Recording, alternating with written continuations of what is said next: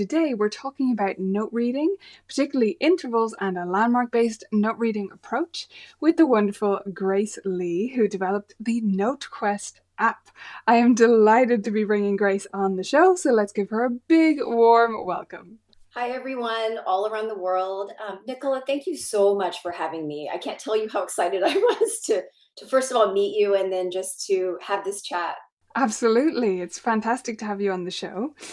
I want to start off, Grace, by just getting a few terminology things straight because I never want to leave anyone out, and we all come from different places in our teaching backgrounds and where we are at the moment.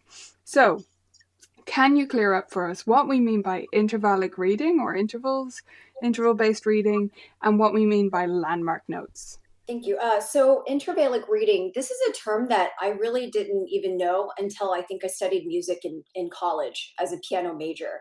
So it's astounding that all those years of learning piano, I had never really heard the term intervallic reading. Of course, in theory, we had to learn about intervals, Yeah. but we never really translated it to real life reading application. It was just its own theory subject. But the value of intervallic reading is different from mnemonics in that in mnemonics, which is sort of the way I learned as a kid, is learning like every good boy deserves fudge. Each line or space has a letter. And the reason why I like to I actually advise against that method is, well, there's several reasons. And one reason is, first of all, it's so not efficient. When you have to think about E, G, B, or F, A, C, E, and then a separate set in the bass, it really provides an extra step. And so it becomes a two-step process. And I call it like much like learning a language. If you're learning Spanish, in the very beginning, you might learn everything from the Spanish first, and then you translate to English. That creates an extra step. And when you're note reading, you don't have time for that. It really lengthens the time it takes to figure out the notation. And so when you know landmark notes, what we call landmark notes, and I know, Nicola, you talked about it on your channel before with your viewers. This has been such a game changer for me in the last, I would say, 12, 15 years of teaching, because this really, the landmark notes are specific notes, first of all, for those of you who are not familiar, on the staff that are designated for that pitch, that individual pitch. So when you're saying C and FACE, you might not necessarily know which C it is, but when you have designated landmark notes, there's a specific spot for each pitch, and that's what makes it so quick and efficient when students are learning.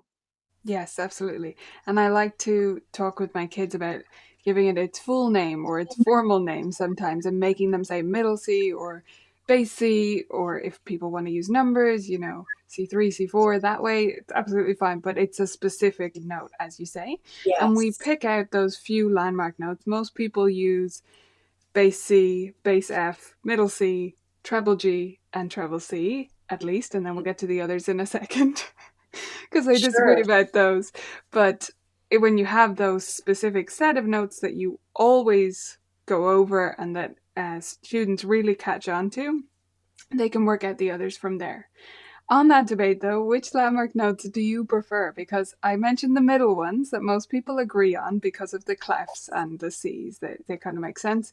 But then people differ on top space and bottom space, or top line and bottom line. Which way do you tend to go? Yes, this is the big quote friendly debate. Yeah. But I think the beauty is each teacher knows her or his own system. And so, whatever you choose to use, let me just underline, as long as you stay consistent with it, I think you're doing your students a big service.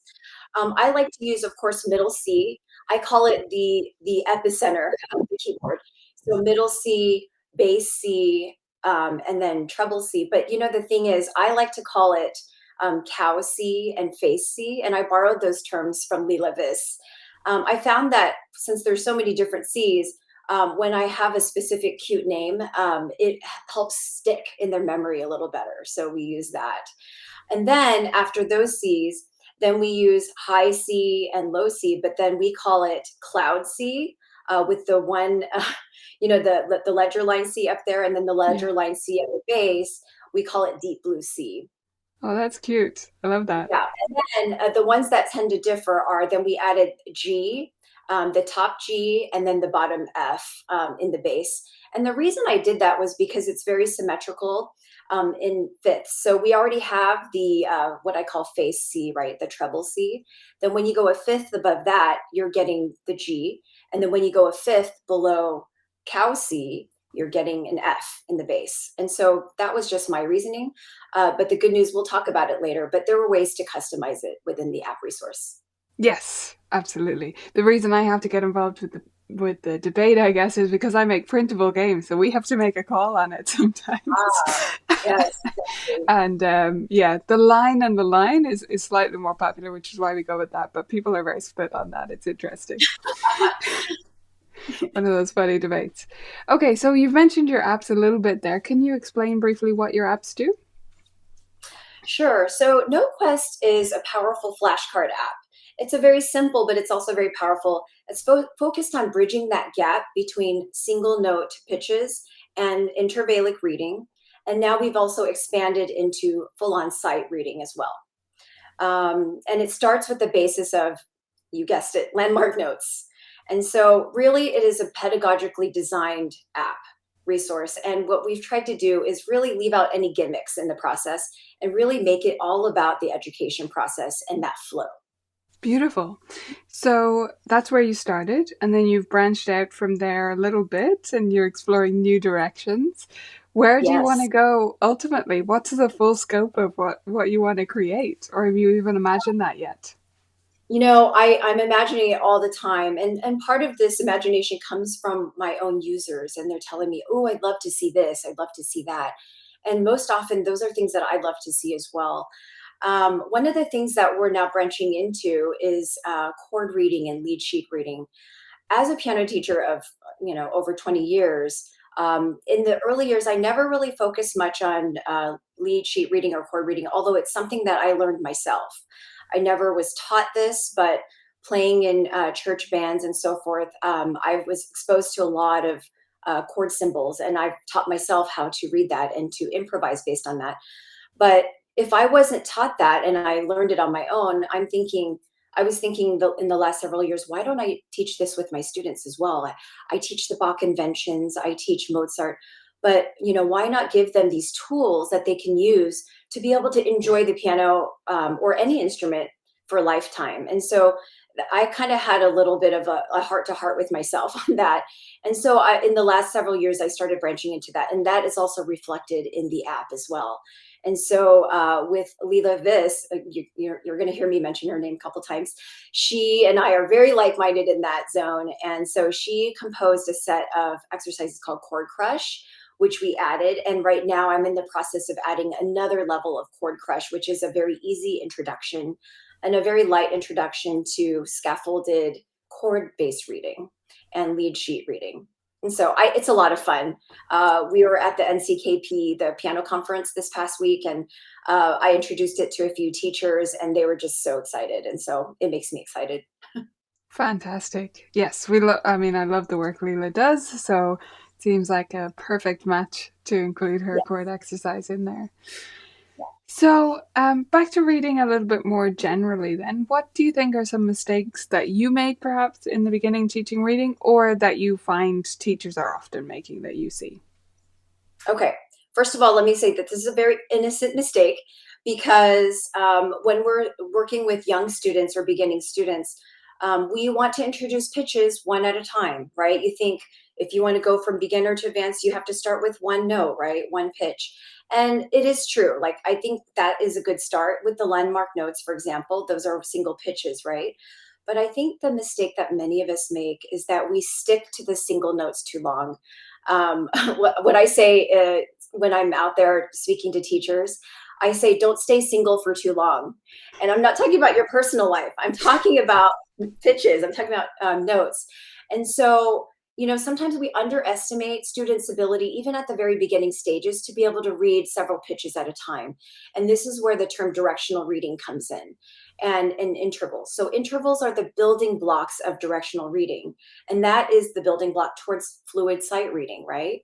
And so we often get stuck in these single notes, and we have all these note spellers in our library, perhaps, or cool flashcards and games. And there are a ton of apps out there in the App Store, as you can see. that really drills single notes. And I think that's fine. It's a good start, but if we stick to that area for too long, I think it really hinders students from reading intervallically or reading sideways. And so I think that's something to be really mindful of when we introduce games and activities and note spellers to our students. Yes. Yeah, no, that's such a good point.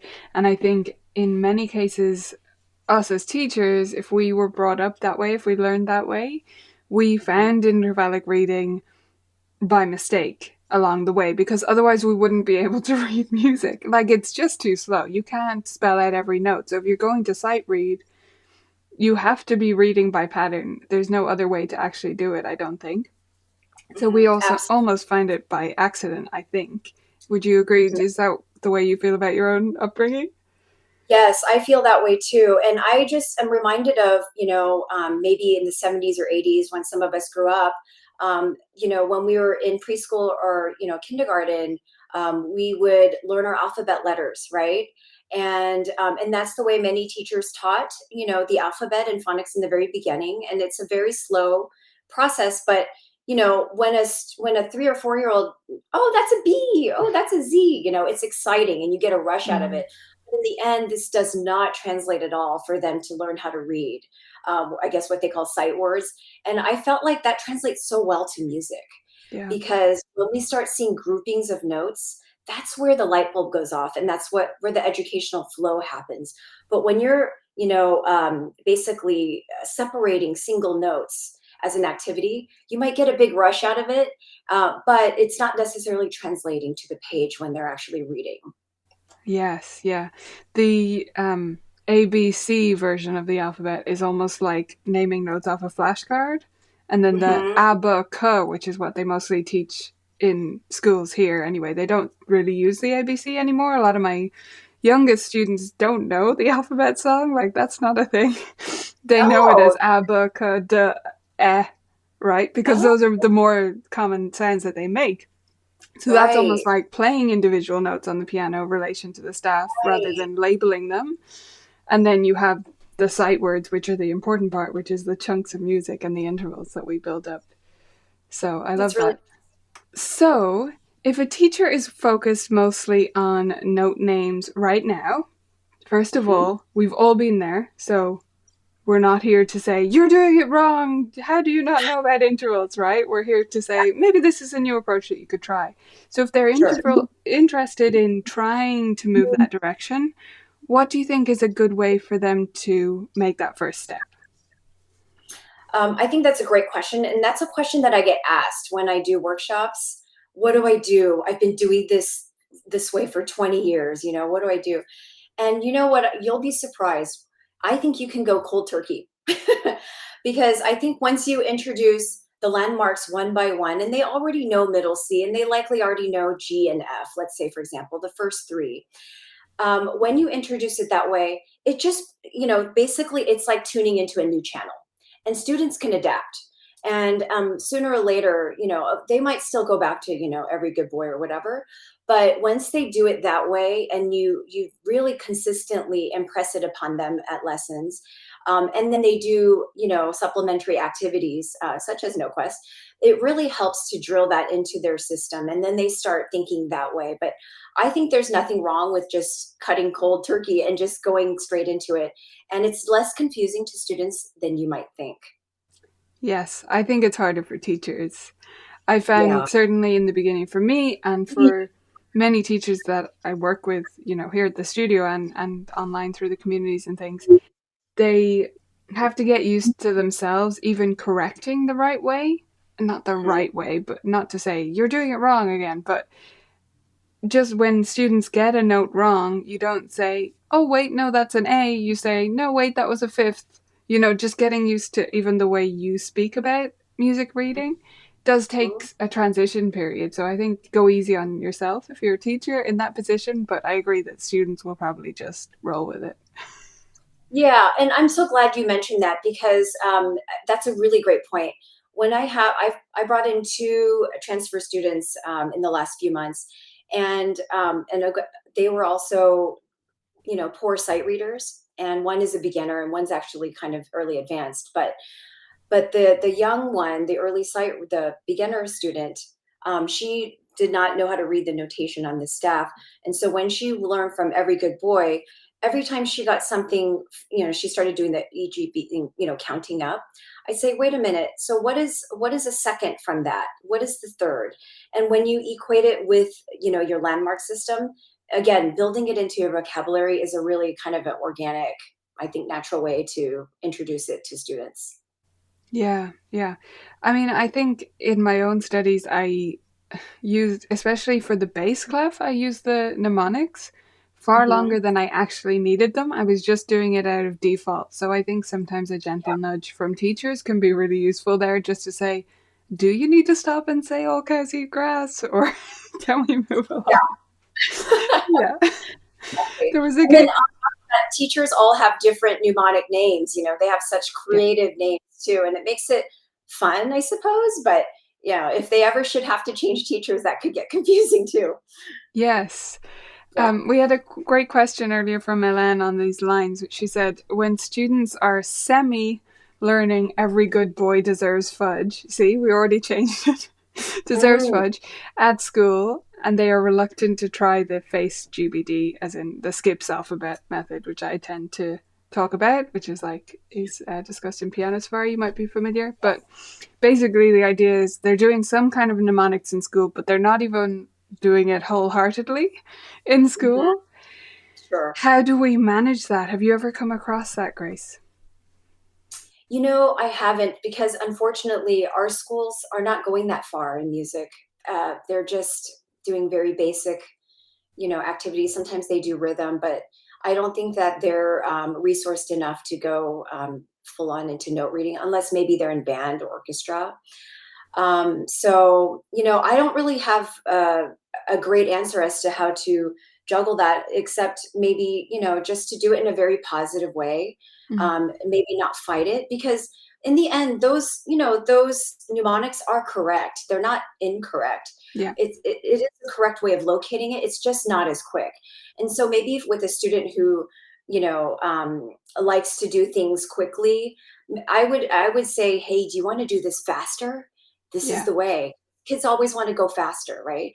yeah, So I would say you can do it the long way or you can do the short way. And so give them that kind of choice. yeah. I agree with not turning on the teacher and saying, well, that's the wrong method and you need to do it this way because you're in my studio now. You just say, Mhm. oh, that's great. That's really cool that you're learning music in school. And because you're doing, usually they're doing a treble clef instrument if they're doing an instrument, or they're doing just voice. So I say, oh, Mhm. but you're only dealing with one stave in school, so that kind of works. But in piano, we need a faster way. So let me show you my secret method. I like to call it the Yes, secret. You're going I to be like in on this secret because you take piano, and the other kids in your class don't know about it. But this is way faster. I like that. I'm going to use that. Yeah, always fun to have a little secret on the go. Always.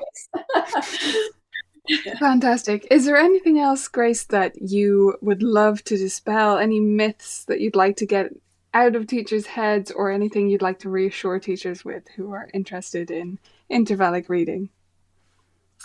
One of the things I like to think about when we're introducing reading intervallic or not is just the idea that when we do sight reading at the piano, it's really integrating three senses in its ideal form, right? We're thinking about sight, of course. We're thinking about sound.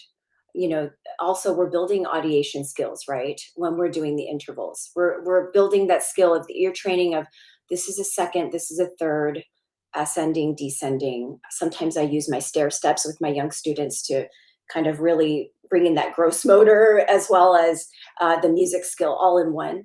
But and then touch as well. So sometimes with my students, for example, on the touch part, this is the part that we sometimes forget because we just think of sight reading as because of the word sight reading, it's sight. Yeah, But there's also a sound component and a touch component.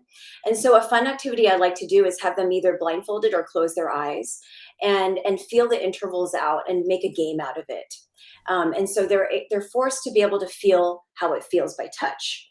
And so when we integrate, I talk about flow kind of a lot too. So when we integrate the flow of those three senses during a sight reading activity, I think it makes it, number one, more fun, but it also makes it, I think it really boosts the learning, in my opinion, when we are able to integrate all of those three.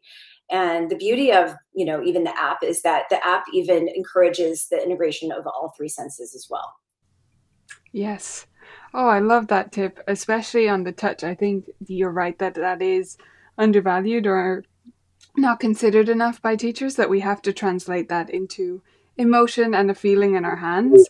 So, Hmm. great tip to do it blindfolded, or I have them look at the ceiling, or even for fun and giggles, get them to turn around and face the other way on the bench and see what it feels like backwards, just to Oh, focus on the feeling. yeah. It sounds totally zany, but it just gets that image into their mind of this is what it feels like under my hand when I play a fifth or when I play, and that's going to evolve. So you need to keep going with them as they grow too. Yeah, that's great. Now, speaking of secrets, as we were a second ago, Grace, I believe you have a code that people might be able to make use of if they act quickly for your app. Yeah.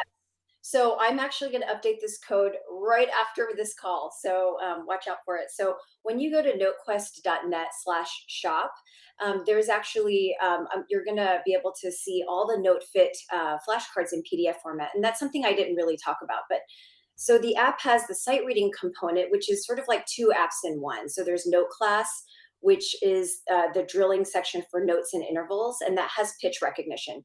The note fit section in the app does not have pitch recognition because of the complexity of polyphonic music.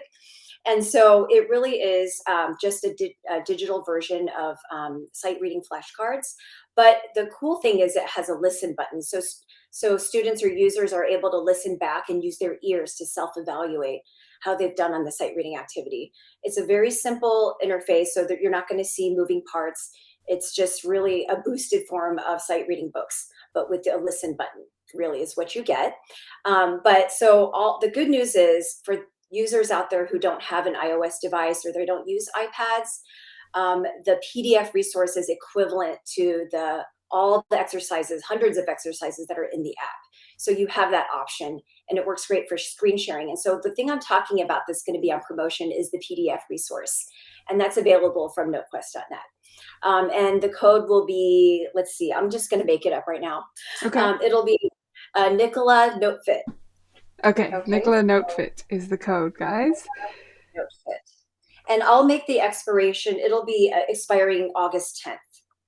Okay, great. That So gives people a it'll be chance to available use from it. today till August 10th. Yes. 20% off all the cards in the NoteFit shop. Yes, wonderful. And for people asking in the chat there, if you look in the description, you'll find a direct link to Grace's website, which is notequest.net. So she's talking about the shop there on her site. And give them the code one more time. It's Nicola, Nicola, NoteFit, NoteFit, all one word. Yes, awesome. Okay, thank you so much for joining us and for that special offer. That's much appreciated, Grace. It's been a pleasure to talk with you. Thank you for discussing reading today. Thank you. This has been so fun, and I'm coming away with new secrets. Absolutely, we all are. Thanks All so right. much. Thank you so much for Talk to you having soon. me. All right. See you later.